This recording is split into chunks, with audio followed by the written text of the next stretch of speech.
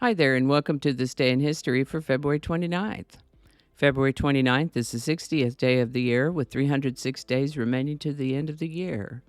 Doesn't matter if it's a common year or a leap year, because February 29th is Leap Day or Leap Year Day. We get these about every 4 years. Someone born on February 29th might be called a leapling, a leaper, or a leap year baby. Some leaplings observe their birthdays in non-leap years on February 28th or March 1st, while others only observe their birthdays every 4 years on February 29th.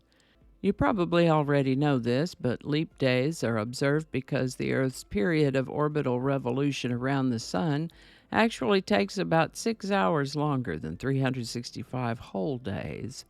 It goes down to the digits on that one. The leap day compensates for this and realigns the calendar with Earth's position in the solar system. Today's word is newspaper. Newspaper is usually a noun that may refer to a paper that is printed and distributed on a daily or weekly basis and contains news, opinion articles, features, and advertising.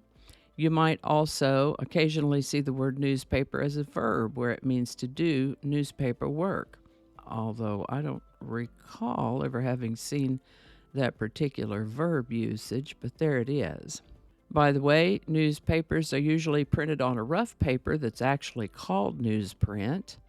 Newsprint tends to be a little bit rougher than regular typing paper or the smoother, glossier papers that you might see used in a glossy magazine or sales brochure or letter, because the newsprint is less costly and sturdy enough to take the printing process.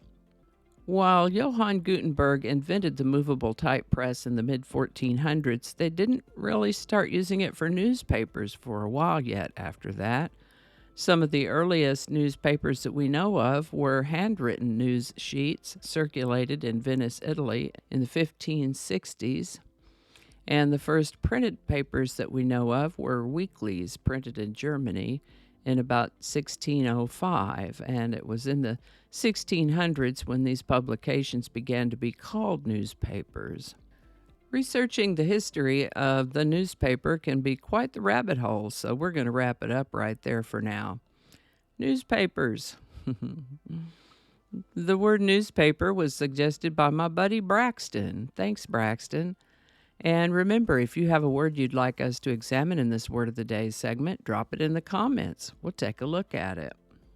And with that, Christopher Columbus was on his fourth and final voyage to the Americas in the early 1500s. By this time, at the end of February in 1504, he and his crew had been stranded in Jamaica for about 6 months. The Jamaican natives there had been supporting the Spaniards, but were about over it now and had stopped sharing their food with these strangers. Columbus decided to trick them with science to get them to start feeding them again.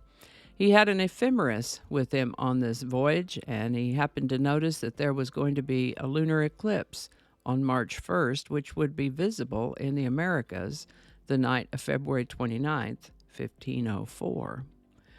Columbus told the chief there on Jamaica that God was angry with the Jamaicans for their lapse in hospitality, and that God would express his great displeasure by making the rising full moon appear inflamed with wrath. If you've ever watched a lunar eclipse nose to tail, you might have an idea of how dramatic it can be. And it turned out exactly as Columbus had said it would be. As the moon turned red, the natives were sufficiently frightened as to run and bring Columbus and his men the provisions he had asked for. As the eclipse completed its course and the moon began to return to normal, Columbus then told them that, all right, well then God has pardoned them. Seems like kind of a mean trick to play on the natives, but Columbus and his men were able to survive until they were finally able to leave Jamaica about 4 months later, once another ship arrived. Now, we don't get February 29s every year, but we do have a previous episode for February 29, and I'll leave a link for you in case you'd like to see that.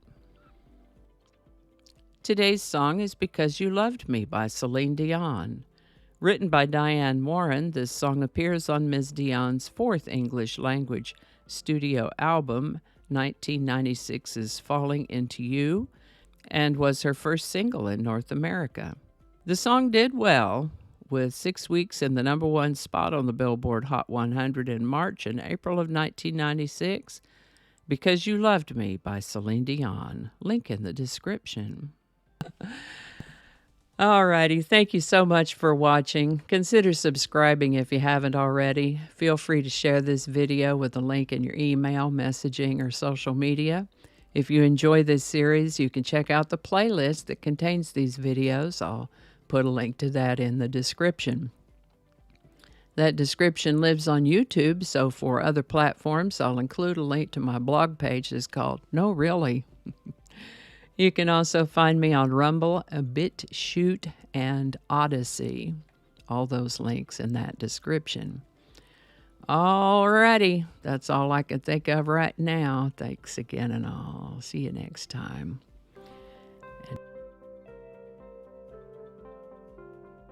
This is the birthday. I didn't get that. Could you try again? I wasn't talking to you. Me and my mouth. John, are you kidding me? Okay, hold on. We got to make that be quiet. You got to read the black part. Hi there, and welcome to This Day in History for, where's your microphone? Okay, we don't want to say the same thing twice. Get your microphone. What is it with you and this microphone? Okay, here we go. Okay, we are still recording. That's great. Okay. How about that? We'll have a lot to edit today. Cacophony is a sound. Cacophony is a noun that you got to read it the right way. Let's start over.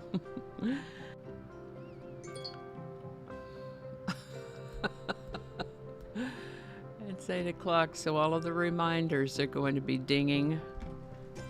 I forgot to turn those off. Okay, stop it. It's 8 o'clock. Don't alienate people who can be helpful to you. Flinging happiness all over the place. Alrighty, back to work. I think we got it this time.